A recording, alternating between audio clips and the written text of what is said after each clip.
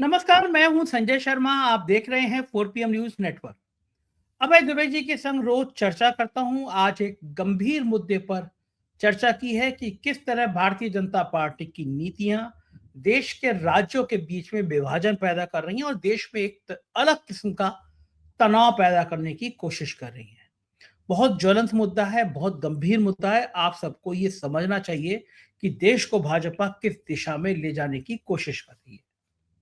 कुंभ के घोटालों पे जिक्र किया है कि कुंभ में अगर इतना कलेक्शन हुआ जैसा योगी आदित्यनाथ कह रहे हैं तो जीएसटी कहां चला गया। और एक एक्सक्लूसिव बात, उत्तर प्रदेश में एक औद्योगिक विकास आयुक्त थे, अरविंद सिंह नाम था। महाभ्रष्ट लोगों में गिनती होती थी। उन्होंने एक दिन चीफ सेक्रेटरी की मौजूदगी में एक कंपनी से 13,500 करोड़ का एमओयू किया कि हर जिले में डाटा सेंटर खोला जाएगा।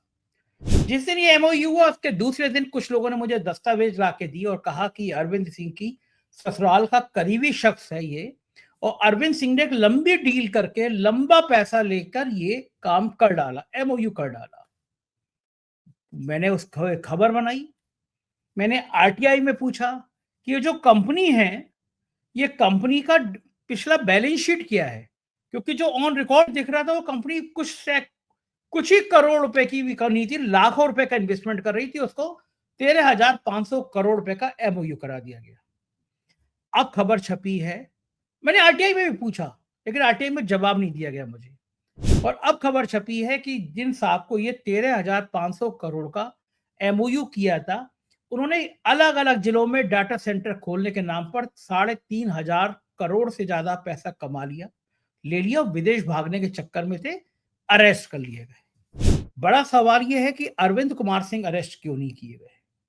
मैं तो डाटा बता रहा हूं, दस्तावेज दे रहा हूं। मैंने आरटीआई मांगी, मैंने कहा यूट्यूब पे वीडियो मौजूद है मेरा कि मैं उसी के 3 दिन बाद कह रहा हूं कि अरविंद कुमार सिंह का इन्वॉल्वमेंट है। गलत आदमी को दे दिया जा रहा है, लेकिन अफसरों को कुछ कहा नहीं जाएगा। उनको विद्युत नियामक बोर्ड का अध्यक्ष बना दिया गया है। मैंने इस विषय पे भी बात की अभय जी से कि इन्वेस्टर समिट के नाम पे अफसर बड़े बड़े घोटाले करते हैं, इनकी गर्दन क्यों नहीं पकड़ी जाती। बहुत रोचक बातचीत है। चलते हैं अभय दुबे जी के पास। चैनल को सब्सक्राइब करना और ज्वाइन करना ना भूलें। 4 PM न्यूज नेटवर्क में स्वागत है अभय दुबे जी आपका। प्रधानमंत्री जी ने एक महान काम किया है। अंबानी जी के बेटे के साथ वनतारा वाइल्ड लाइफ सेंटर का उद्घाटन किया।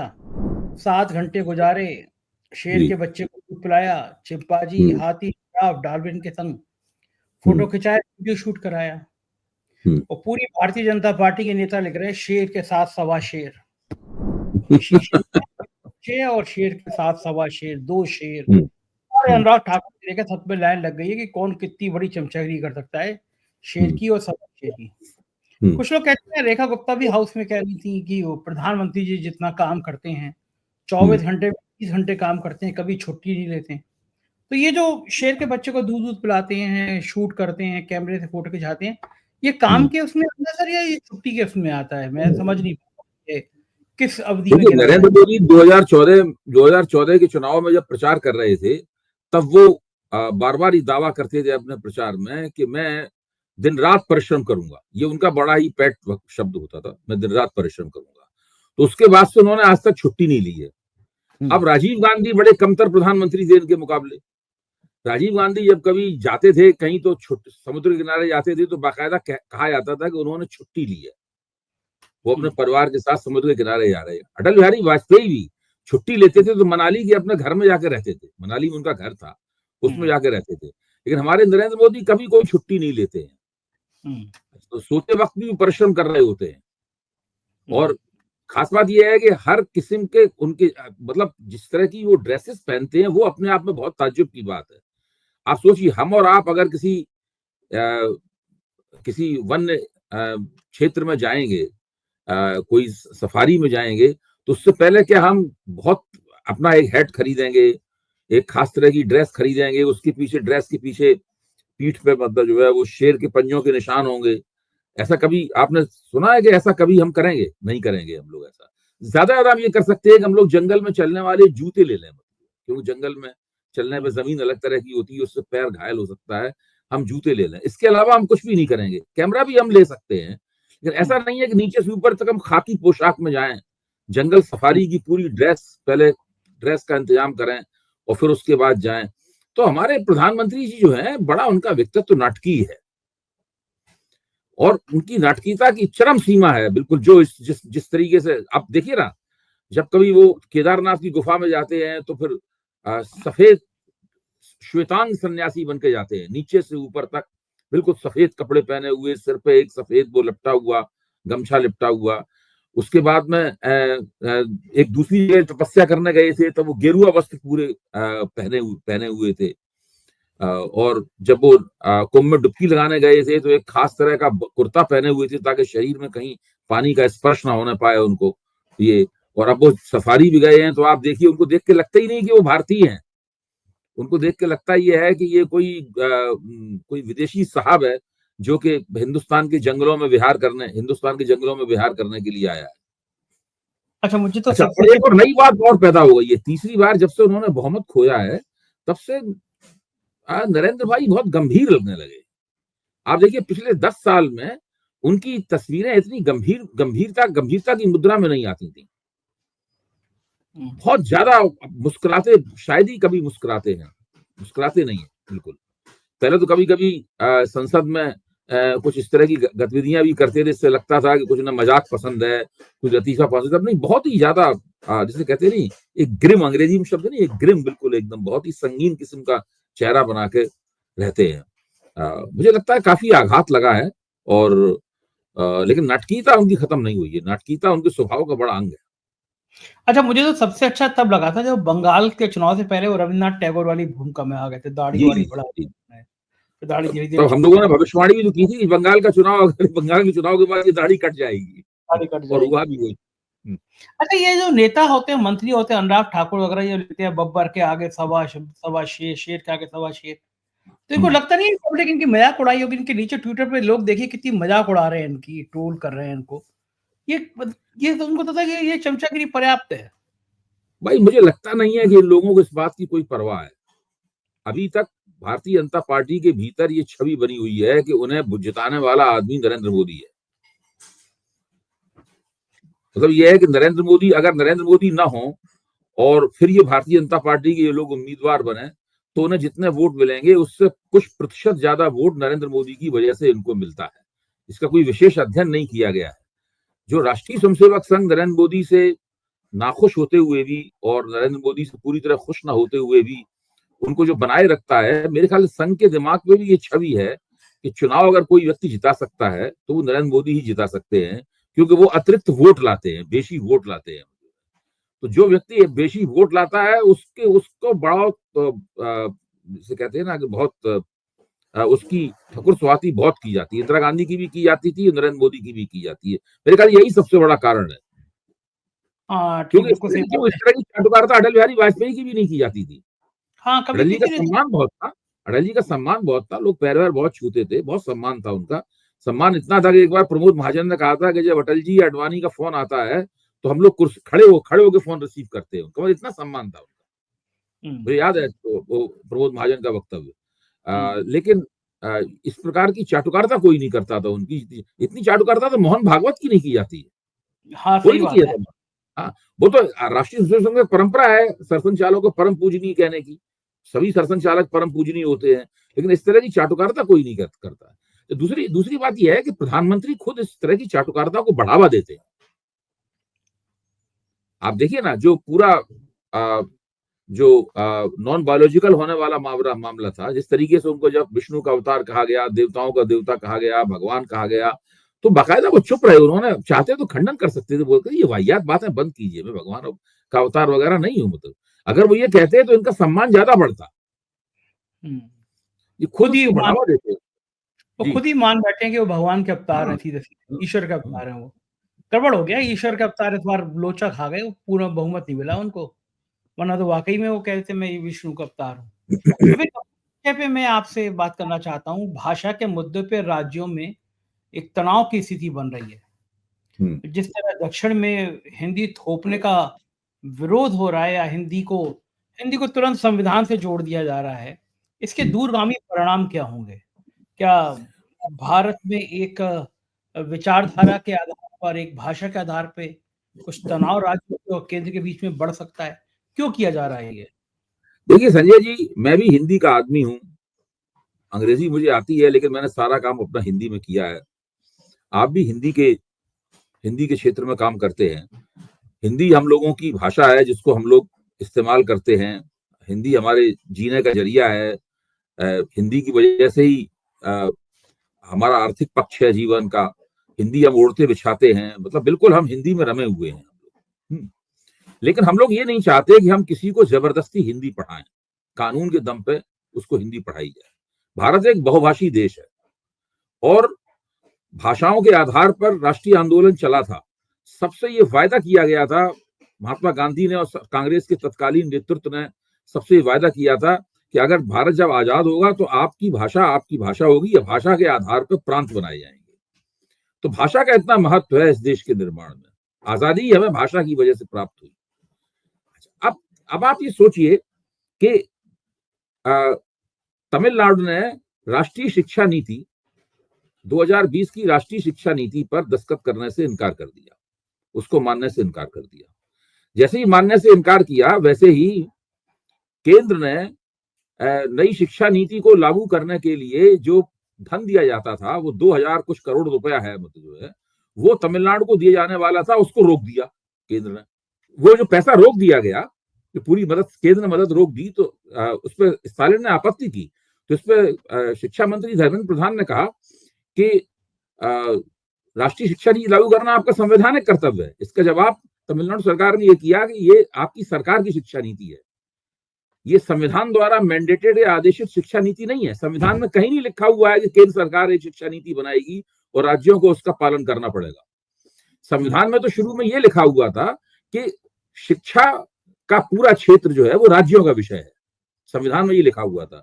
बाद में उसमें परिवर्तन किया गया और शिक्षा के विषय को समवर्ती सूची में डाला गया। लेकिन उस समवर्ती सूची की व्याख्या कैसे की गई? समवर्ती सूची की व्याख्या ऐसे की गई, कांग्रेस के मानव संसाधन मंत्री अर्जुन सिंह थे, तो अर्जुन सिंह ने साफ तौर पर ये कहा था कि पाठ्यक्रम बनाना, विषयों को तय करना और शिक्षा का सारा काम ये राज्यों का विषय है, राज्यों को उसे लागू करना है। केंद्र इसमें केवल सुझाव दे सकता है, मदद कर सकता है आपकी। बाद में मोदी सरकार की मानव संसाधन मंत्री स्मृति ईरानी ने भी यही कहा। स्मृति ईरानी का कथन रिकॉर्ड के ऊपर है। स्मृति ईरानी ने कहा कि पाठ्यक्रमों को निर्धारित करना और विषयों को निर्धारित करना ये राज्यों का काम है, इसमें केंद्र की कोई भूमिका नहीं है। अब धर्मेंद्र प्रधान ये कह रहे हैं कि इस शिक्षा नीति को लागू करना एक संवैधानिक कर्तव्य है। अब आप तमिलनाडु का इतिहास देखिए। तमिलनाडु पिछले लंबे अरसे से त्रिभाषा सूत्र, जिसपे आपत्ति की है, 3 भाषा सूत्र, उसको नहीं मानता है। इतनी सरकारें बीच में आ गई, वो दो भाषाएं पढ़ाते हैं, वो अंग्रेजी पढ़ाते हैं और तमिल पढ़ाते हैं, वो तीसरी भाषा पढ़ाता ही नहीं है अपने यहाँ। लेकिन जो केंद्र सरकार के जैसे केंद्रीय विद्यालय वहां पे तमिलनाडु में है, उसमें 3 भाषाओं का सूत्र चलता है। जो निजी प्राइवेट स्कूल हैं वो चाहे तो त्रिभाषा सूत्र को अपना सकते हैं। इसका मतलब ये है कि त्रिभाषा सूत्र अनिवार्य नहीं है। त्रिभाषा सूत्र एक सुझाव है। एक बहुभाषी देश में आप 3 भाषाएं पढ़िए, एक सुझाव है। सारे राज्य उस सुझाव के ऊपर अपने अपने लचीले ढंग से, अपने अपनी स्थानीय जरूरतों के हिसाब से, अपनी अपनी सांस्कृतिक आग्रहों के हिसाब से, अपनी अपनी प्राथमिकताओं के हिसाब से उसको लागू कर सकते हैं। अब ये करके इन्होंने एक ऐसा विवाद पैदा कर दिया जिसकी कोई आवश्यकता नहीं थी। हम सब लोग जानते हैं कि आजादी के बाद देश की राष्ट्रीय एकता पे 2 बार खतरा आया। पहला खतरा तब आया जब भाषावार आंदोलन चले। तो भाषावार आंदोलन चलने में बहुत ही विवाद हुए, जगह जगह गोलियां चली, बड़े बड़े आंदोलन चले, हिंसा बहुत हुई सब जगह, सब नए प्रांत बनने में बहुत वो हुआ। दूसरी बार विवाद तब चला जबकि 60 के दशक में तमिलनाडु को लगा कि उसके ऊपर हिंदी थोपी जा रही है और वहां पर एक जबरदस्त हिंदी विरोधी हिंसक आंदोलन हुआ। उस हिंसक आंदोलन में 60 लोग से ज्यादा पुलिस की गोली से मारे गए। उसका नेतृत्व कर रहे थे करुणानिधि, जो उस वक्त युवा नेता थे, और सीएन अन्नादुरई तमिलनाडु के मुख्यमंत्री थे। लेकिन इसमें एक और खूबी की बात है जो जरूर मैं चाहूंगा कि 4 PM के दर्शकों को बताई जाए, क्योंकि आखिरकार 4 PM सारे देश में देखा जाता है और हिंदी भाषी क्षेत्र के दर्शकों को भी बात पता होना चाहिए। इतना बड़ा हिंदी विरोधी आंदोलन चलने के बावजूद पूरे तमिलनाडु में जो हिंदी प्रचारणी सभाएं थी, तमिलनाडु के हर जिले में उनके दफ्तर थे, गांधी जी के नेतृत्व में खोली गई थी सारी की सारी। उन दफ्तरों के ऊपर एक पत्थर नहीं फेंका गया। अच्छा, कोई हमला नहीं हुआ उन दफ्तरों के ऊपर। अच्छा। इस पर सीएन अन्नादुरई ने एक वक्तव्य जारी किया। सीएन अन्नादुरई ने कहा कि हम हिंदी के विरोधी नहीं है, हम हिंदी को थोपने के विरोधी हैं। ठीक यही वक्तव्य स्टालिन ने जारी किया है। स्टालिन ने कहा है कि हम हिंदी के विरोधी नहीं है, आप हिंदी हम पे थोपिए मत, हम हिंदी का कोई विरोध नहीं करना चाहते। तमिलनाडु में धीरे धीरे हिंदी पढ़ने वालों का प्रतिशत बढ़ता जा रहा है। मैंने इसकी अलग से रिसर्च की है, हमारे पास आंकड़े हैं। देखिए, जितने भी निजी विद्यालय हैं, उन विद्यालयों में हिंदी पढ़ाई जाती है। जो केंद्र सरकार के जितने भी विद्यालय हैं, उनमें हिंदी पढ़ाई जाती है। और भूमंडलीकरण के बाद में अगर किसी तमिलियन को उत्तर भारत में नौकरी करनी है, तो उसे थोड़ा बहुत हिंदी का ज्ञान प्राप्त करना जरूरी होता है उसको। वो लोग इसलिए भी हिंदी पढ़ते हैं। दूसरे, जो हिंदी फिल्में हैं, लता मंगेशकर के गाने तमिलनाडु में क्या सुनते हैं? लता मंगेशकर के गाने नहीं गुनगुनाए जाते, भले वैसे हिंदी ना आती हो, उन्हें लिख पढ़ ना पाते हो हम लोगों की तरीके से। क्या किशोर कुमार के या तमिलनाडु के जो फिल्म स्टार हैं, वो हिंदी फिल्मों में काम नहीं करते? तमिलनाडु की हीरो, दक्षिण भारत की हीरोइनें तो हिंदी फिल्मों में बहुत ही लोकप्रिय हैं। लाइन लगी हुई है लोकप्रिय हीरोइनों की। रजनीकांत तमिलनाडु के कितने बड़े स्टार हैं, कितनी सुपरहिट हिंदी फिल्में उन्होंने दी हैं। तो ये जो पूरा मामला है ना, ये जबरदस्ती, जब आप डंडे की दम पर किसी के डंडा दिखा किसी को कहेंगे आपको फलानी भाषा पढ़नी पड़ेगी, सबसे ज्यादा आप उस भाषा का ही नुकसान करते हैं। बिल्कुल ठीक बात है। मुझे हो रहा है। देखिए, ये एक ऐसा मसला है जिसके ऊपर तमिलनाडु के अंदर उत्तर भारत के खिलाफ काफी रोष पैदा हो सकता है। और ऐसा हुआ तो उत्तर बनाम दक्षिण का जो एक समीकरण बिगड़ेगा, ये सब जो होगा, फिर उत्तर भारत में बीजेपी वाले इस बात को उठाएंगे और यहाँ पर वो लोगों का गुस्सा भड़काएंगे, तो इससे राष्ट्रीय एकता में दरार पड़ जाएगी। ये भारतीय जनता पार्टी वाले कर रहे हैं। और ये धर्मेंद्र प्रधान शिक्षा मंत्री के रूप में एकदम विफल हैं। आपको याद होगा कि जब परीक्षा में पेपर लीक होने वाली की घटना हुई थी, यानी इस तीसरी सरकार के बनने के तुरंत बाद में धर्मेंद्र प्रधान का क्या प्रदर्शन था? उन्हें कुछ समझ में नहीं आ रहा था क्या वक्तव्य दें, किस बात का खंडन करें, किसका समर्थन करें, क्या करें, कुछ समझ में नहीं आ रहा था। ऐसा लगता था हवाइयां उड़ रही हैं उनको। ये लोग सिर्फ, जिसे कहते हैं ना, बैकरूम बॉय बनकर किसी राज्य में चुनाव के इंचार्ज बना दिए जाएं, वो काम तो सफलतापूर्वक करते हैं। एक प्रशासक के तौर पर भारतीय जनता पार्टी के पास में टैलेंट, प्रतिभा की बहुत कमी है। ये करते क्यों है? जैसे एक मेरे बहुत अच्छा मुस्लिम दोस्त है, इंटेलेक्चुअल, बोला कि हम वंदे मातरम हम कहते हैं, मन से कहते हैं, लेकिन डंडा लेके कोई लोग आके कहेंगे कि भारत में रहना होगा तो वंदे मातरम कहना होगा, तो हम बिल्कुल नहीं कहेंगे। मतलब डंडे के जोर से हमसे थोड़ी ना कहलवाओगे, हमारे मन से निकलता है। असली मसला ये है, जिस देश के अंदर 80% हिंदू रहते हो, उस देश के बारे में चिल्ला के मंच पे खड़े होकर कहना हम हिंदू राष्ट्र हैं, इससे बड़ा फुबड़पन और क्या हो सकता है? इससे बड़ी मूर्खता क्या हो सकती है? ये देश तो स्वाभाविक रूप से, जिसमें भाई देखिए, बाकी कितने कम लोग हैं जिसको हिंदुओं के वोट, हर सरकार वही बनती है जिसको हिंदुओं के वोट मिलते हैं। जिस दिन बीजेपी को हिंदुओं के वोट कम मिलना शुरू हो जाएंगे, इस बार कम वोट मिले, बहुमत चला गया, थोड़े और कम मिलते, सरकार से चले जाते। क्या अखिलेश की उत्तर प्रदेश में जीत हुई थी बिना हिंदू वोटों की जीत होगी क्या? हाँ, सही बात है, हो ही नहीं सकती जी।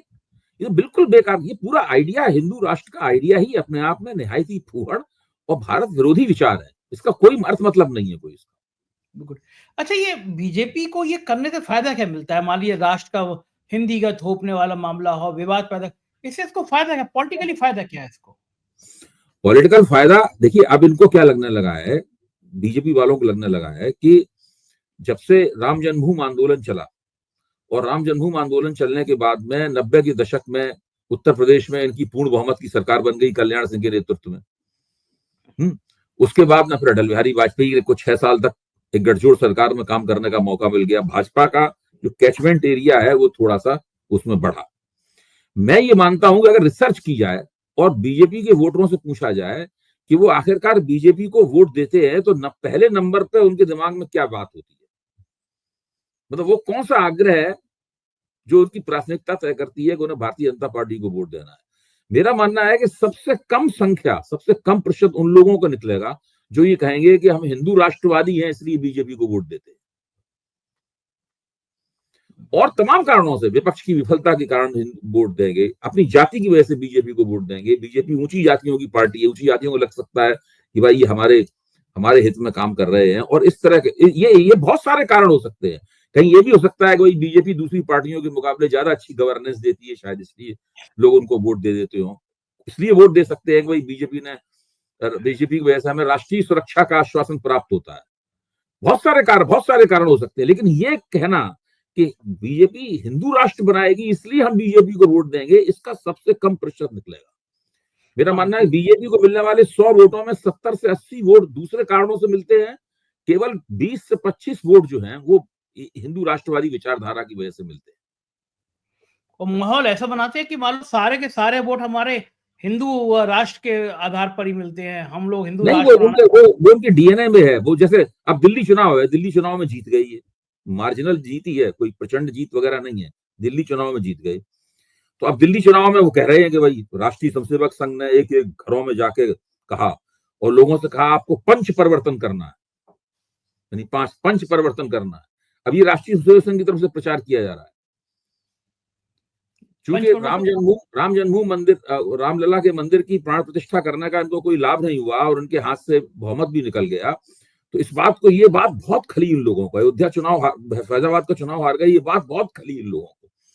तो बार बार हम लोगों ने टीवी पे और सब जगह तर्क दिए कि भाई आपको इसका कोई लाभ नहीं हुआ। यहाँ तक कि जो अखिलेश यादव तो गए नहीं थे रामलला के मंदिर प्रदर्शन करने, राहुल गांधी तो गए नहीं थे, उन दोनों की गठजोड़ तो उत्तर प्रदेश में जीता। हाँ, सही बात है। आप लोग, हाँ, हिंदुओं ने आपको उसकी वजह से वोट दिया, आप तो हार गए। अब योगी जी की तरफ से ये वितंडा बनाया जा रहा है कि कुंभ की वजह से जितने कुंभ में करोड़ों लोगों ने डुबकी लगाई, उनको उसी तरह करोड़ों वोट भी प्राप्त होंगे। अब देखिए उसका नतीजा सामने निकल कर आ जाएगा। मैं तो बड़ी मजे की बात मैंने कल भी कही थी। इनके हिसाब से देश की आधी आबादी ने कुंभ में स्नान कर लिया। 60-65 करोड़ तो गिना दिए, 25-30 करोड़ मुसलमान छोड़ दो तो बचे जितने, उसके आधे लोग कर लिया। मैं तो पूछ रहा हूँ, जैसे मैं पूछता हूँ लोगों से, कुंभ गए, मुझे 20 से 25 में एक आदमी मिल रहा है कि वो कहता है वो कुंभ गया। मैं तो दर्शकों से भी क्या मोहन भागवत ने कुंभ में डुबकी लगाई? मैं पूछता हूँ आपको। मोहन भागवत नहीं गए, मतलब अगर मैं कुंभ में नहीं गया, बोले इन लोगों ने, इन सब लोगों ने कुंभ में डुबकी लगाई। हाँ, अगर मैं ये लोग राष्ट्रीय स्वयंसेवक संघ वाले वहां क्यों नहीं गए? दूसरों से कह रहे हैं आप हिंदू हैं कि नहीं है, आप राहुल गांधी के सामने सवाल उठा रहे हैं, राष्ट्रीय स्वयंसेवक संघ का नेतृत्व में कुंभ में डुबकी क्यों नहीं लगाई उन्होंने? क्यों नहीं तमाम इनके कई मुख्यमंत्री नहीं गए, कई नेता नहीं गए वहां कुंभ में। तो इनके ये मोहन भागवत क्यों नहीं? सूची दिखाई जा रही थी कौन कौन बीजेपी वाला कुंभ में डुबकी लगाने के लिए नहीं गया। अच्छा, मोहन भागवत क्यों नहीं गए? हैं? मोहन भागवत क्यों नहीं गए? अब वो मोहन भागवत जवाब दें। मोहन भागवत, भाई बीजेपी वाले सबसे जवाब तलब कर रहे हैं, तो मोहन भागवत को तो स्वतः बताना चाहिए कि हम क्यों नहीं गए डुबकी लगाने के लिए। हाँ, बीजेपी के एक नेता मुझसे मजाक में कह रहे थे कि तुम पापी हो, तुम कुंभ में नहीं गए। मैंने, मोहन भागवत मुझसे बड़े पापी हैं, वो भी नहीं गए। उससे ज्यादा सुविधा थी उनको जाने की, आराम से चले जाते वो तो उसमें चुप हो गए वो। आपने योगी आदित्यनाथ, बीजेपी वालों की राजनीति की शैली यह है कि वो सोचते हैं कि हर चीज को टीवी के जरिए और मीडिया के जरिए अगर नैरेटिव में बदल दिया जाएगा तो उससे हमको राजनीतिक लाभ होगा। दिन रात ये वाला खेल चलाते रहते हैं। कभी कभी राजनीतिक लाभ होता भी है, लेकिन कभी कभी नहीं होता है। अभय जी, मैं एक बहुत मजेदार खबर बताऊं आपको। आजकल इन्वेस्टर समिट चलती है, अभी मध्य प्रदेश की खत्म हुई, यूपी में 3 हुई। तो इन्वेस्टर समिट पे दावा करती है, हर सरकार दावा करती है कि हमारे हजारों लाखों करोड़ का बजट आया। एक 13,500 करोड़ का एएमयू हुआ और उसमें 75 जिलों में 750 डाटा सेंटर बनाने के लिए एक कंपनी व्यूनाट मार्केटिंग सर्विस लिमिटेड आई थी। और ये कंपनी इसने 13,500 करोड़ का एमओयू किया और ये एमओयू फर्जी निकला। ये आज आदमी, ये ठग गिरफ्तार हो गया। मजे की बात बताऊं कि जब ये एमओयू हुआ था, मुझे उसी दिन, मतलब उसके 2 दिन बाद मुझे किसी ने खबर दी, ये जो सज्जन है, ये इनके पास में नोएडा में एक 1 रूम सेट का फ्लैट टाइप का ऑफिस है और ये फर्जी कंपनी है। हमारे यहाँ प्रमुख सचिव औद्योगिक विकास थे अरविंद कुमार, उनकी ससुराल पक्ष से कहीं उनकी दोस्ती थी। तो मैंने इस खबर को चलाया, अरविंद कुमार का फोटो लगा के चलाया कि ये प्रमुख सचिव औद्योगिक विकास है, इसने अरविंद कुमार, इसने एक लंबी डील की है, महाभ्रष्ट अफसरों में से था वो, उसको विद्युत नियामक बोर्ड का अध्यक्ष बना दिया, अभी बना हुआ है। मैंने लिखा, मजे की बात यह कि मैंने आरटीआई भी लगाई कि जिस कंपनी को ये दिया गया है काम, इसकी बैलेंस शीट दे दी जाए कि भाई 13,500 करोड़ का आप काम दे रहे हो, तो कितना कितना इसकी बैलेंस शीट है। तो मुझे आरटीआई में जवाब नहीं मिला। आज खबर छपी है कि इसने लोगों से कहा कि हम तुम्हें अलग अलग जिलों में डाटा दे देंगे, सेंटर दे देंगे। 3,558 करोड़ रुपए इसने इकट्ठे कर लिए और ये विदेश भागने के फिराक में था और ये एयरपोर्ट पर ये पकड़ गया। ये फोटो में दिखा रहा हूं, इसमें वही अफसर जो अरविंद कुमार है इसके पास में खड़े हुए हैं। मैंने इससे जो सवाल उठता है संजय जी, इससे तो बहुत आपने बहुत जबरदस्त सूचना दी। इससे एक सवाल ही उठता है कि जो लोग इन इन्वेस्टर समिट्स में, ये जो मेले लगते हैं, मेले ही हैं मतलब ये हैं, हाँ, इन्वेस्टर समिट में आते हैं, इनकी कोई जांच पड़ताल नहीं होती क्या? कोई भी ऐसा, कोई भी चला जाए कि हम बढ़ानी कंपनी चला रहे हैं, इनके क्रेडेंशियल्स नहीं देखे जाते, इनका टर्नओवर वगैरह नहीं पता लगाया जाता, कुछ नहीं होता, ऐसे ही होता है सब। ये ऐसी फोटो खिंचाते हैं। हमारे दोस्त है, दोस्ती है, वो सब कई पत्रकारों का दोस्त है। तो आजकल वो अपर्णा यादव के और ब्रजेश पाठक के संग प्रोग्राम करते रहते हैं, हर 2 महीने में एक प्रोग्राम करेंगे। वो गए, उन्होंने कहा 200 करोड़ रुपए का मैं एक सेंटर खोल रहा हूँ। बड़े बड़े अखबारों में छप गया उनका, उन साहब का फोटो कि 200 करोड़ रुपए का। 2 रुपए का भी इन्वेस्टमेंट नहीं किया उन्होंने कहीं पे भी। फोटो छप गया, कटिंग लग गई, फेसबुक पे लग गई, ट्विटर पे लग गई कि इन साहब ने 200 करोड़ रुपए का इन्वेस्टमेंट किया। अच्छा, आपने तो ये फर्जीवाड़े की सूचना दी है, ये तो खैर बाकायदा अपराध है। लेकिन जो लोग, जो असली कंपनियां भी जाती हैं और वहां पे जो वायदा करती हैं कि भाई हम आपके यहाँ इतने 1,000 करोड़ का या इतने 100 करोड़ का लाएंगे, उसमें आमतौर पर प्रतिशत ये है कि 13 से 16% के बीच की रियल इन्वेस्टमेंट आता है। अगर 100 रुपए का वायदा किया गया है तो 13 से 16 रुपए का ही वास्तविक निवेश होता है। बाकी सिर्फ ये एक खबर बनती है बहुत बड़ी कि ये निवेश हुआ। मेरे पास बाकायदा इसका डेटा भी है, अगर कभी आप प्रोग्राम करना चाहें तो अलग से ही प्रोग्राम कर सकते हैं कि किस राज्य को कितने रुपए का वायदा मिला कि वहां पर निवेश किया जाएगा और वास्तव में कितना निवेश हुआ। हाँ। इससे पता लगता है कि इस प्रकार के जो मेले होते हैं इनसे दरअसल कुछ होता नहीं है। तो ये लगाए क्यों जाते हैं? देखिए, ये सारा, देखिए सरकार 2 तरह के काम करती है। एक तो जमीन पर ठोस काम करती है, हर सरकार कुछ ना कुछ ठोस काम करती है, ये मानना पड़ेगा। बाकी सारे समय सरकार जो है हवा बनाती है। सरकार का कितना पैसा प्रचार में खर्च होता है, ज्यादातर सरकारें हवा बनाने के काम में रहती हैं। एक गुलाबी तस्वीर उन्हें लगा। अब से मोदी जी ने अभी भाषण दिया कि भारत दुनिया की फैक्ट्री बन चुका है, 100% झूठ है, सफेद झूठ। अभी परसों दिया था भाषण उन्होंने। कुछ भी बोलते हैं। अगर भारत दुनिया की फैक्ट्री बन चुका है तो आप सोचिए भारतीय अर्थव्यवस्था की इतनी बुरी हालत क्यों होगी। और शेयर मार्केट बर्बाद हो गया, शेयर मार्केट। बिल्कुल झूठ बोल रहे सब। भारत में सबसे ज्यादा खराब स्थिति जो है ना, तो वो अर्थव्यवस्था की है, बहुत बुरी हालत है। पूरी दुनिया के शेयर मार्केट सही चल रहे हैं, भारत की डूबा हुआ है। अभय जी, कांग्रेस के प्रवक्ता हैं बहुत तेज तर्रार गुरदीप सिंह सप्पल, बहुत योग्य आदमी है। उन्होंने एक ट्वीट किया है, उन्होंने लिखा है कि उत्तर प्रदेश के मुख्यमंत्री योगी आदित्यनाथ ने बताया है कि प्रयाग महाकुंभ के 45 दिनों में 3 लाख करोड़ का राजस्व मिला है, लेकिन फरवरी में उत्तर प्रदेश का जीएसटी कलेक्शन केवल 9,155 करोड़ रुपए प्राप्त हुआ, केवल 14% बढ़ा, यानी सिर्फ 1,300 करोड़ बढ़ा। सवाल यह कि 3 लाख करोड़ रुपए का जीएसटी कहां है? 18% टैक्स करते 54,000 करोड़ का टैक्स होना चाहिए था। बिल्कुल, ये बिल्कुल सही बात। कौन खा गया? सरकार तक पहुंचा, किससे चोरी करी है?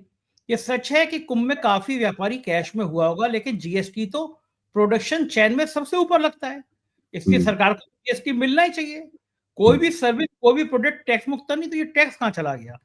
क्या लॉजिक वाला पूछा है? नहीं, जीएसटी मुक्त तो कुछ भी नहीं है, कुछ भी नहीं है। आप बाजार में एक रोटी भी खरीदते हैं, एक गिलास पानी पीते हैं, उसमें भी जीएसटी होता है। हाँ, तो मतलब ये भी फर्जी है कि 3 लाख करोड़ का टैक्स रेवेन्यू नहीं, कुंभ के बारे में जितनी बातें की जा रही हैं सबका कोई प्रमाण नहीं है और ना कभी उसका प्रमाण मिलेगा। हाँ, इसका प्रमाण आगे मिलेगा भी नहीं। उसकी सबसे बड़ी वजह क्या है कि सरकार से ठीक से इस देश में जवाब तलबी नहीं होती, मीडिया जवाब तलबी नहीं करता। हाँ, ये काम तो मीडिया का करने का है। हम लोग सोशल मीडिया के प्लेटफॉर्म पे हम लोग इस वक्त बात कर रहे हैं, लेकिन जो वैसा मीडिया है सबको जवाब तलबी सरकार से करनी चाहिए। पूछना सही बात चाहिए। है। ये सवाल गुरदीप सिंह सप्पल ने कहा है, ये सवाल तो पत्रकारों को उठाना चाहिए। एक जमाने में पत्रकार लोग उठाते थे, अब पत्रकार लोगों ने जिम्मेदारी छोड़ दी है। ये पत्रकार बेचारों का वीडियो वायरल हो रहा है कि मुख्यमंत्री ने कहा कि वहाँ पे ये लंच की व्यवस्था है और पत्रकार एक दूसरे के ऊपर ऐसे लपट रहे हैं टिफिन के डिब्बे के लिए, तो क्या सवाल करेंगे। खैर बहुत बहुत शुक्रिया, आपने अभय जी इतनी बात करी, हमें समय जी दिया, थैंक यू। ये थे अभय दुबे जी और पूरी बातचीत आपने सुनी होगी। मुझको यकीन है कि ये बातचीत आपको पसंद आई होगी। अपनी राय से अवगत कराइएगा। शुक्रिया, थैंक यू।